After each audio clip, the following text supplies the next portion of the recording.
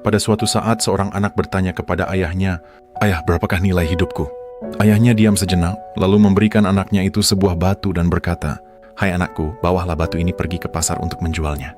Jika ada yang bertanya mengenai harga batu itu, janganlah berkata apapun, tetapi angkatlah dua jarimu.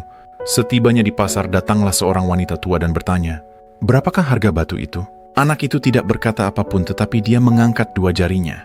Kata wanita tua itu, "Maksud kamu 20.000? Saya mau membeli batu itu." Anak itu bergegas pulang dan berkata kepada ayahnya, Ayah, ada seorang wanita tua di pasar yang mau membeli batu ini dengan harga 20.000. Tetapi kata ayahnya, "Hai anakku, aku mau kamu sekali lagi, bawalah batu ini ke museum untuk menjualnya." Jika ada orang yang bertanya mengenai harga batu itu, janganlah berkata apapun tetapi angkatlah dua jarimu. Setibanya di museum, datanglah seorang pria muda dan bertanya, "Berapakah harga batu itu?" Anak itu tidak berkata apapun, tetapi dia mengangkat dua jarinya.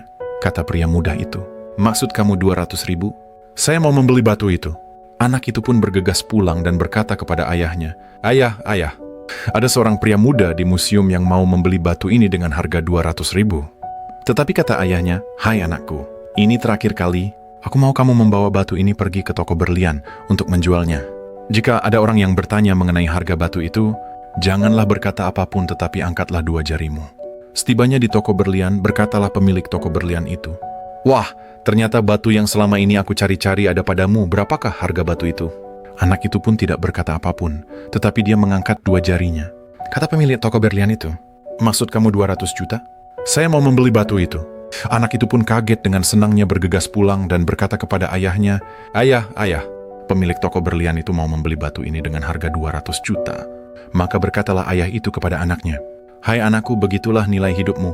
Jika engkau hidup di lingkungan seperti pasar, maka nilai hidupmu di mata orang hanya berharga 20.000. Jika engkau hidup di lingkungan seperti museum, maka nilai hidupmu di mata orang berharga 200.000. Tetapi jika engkau hidup di lingkungan seperti toko berlian, maka nilai hidupmu di mata orang jauh lebih berharga, yaitu 200 juta. Pesan moral, hidupmu adalah hidupmu, pilihanmu adalah pilihanmu.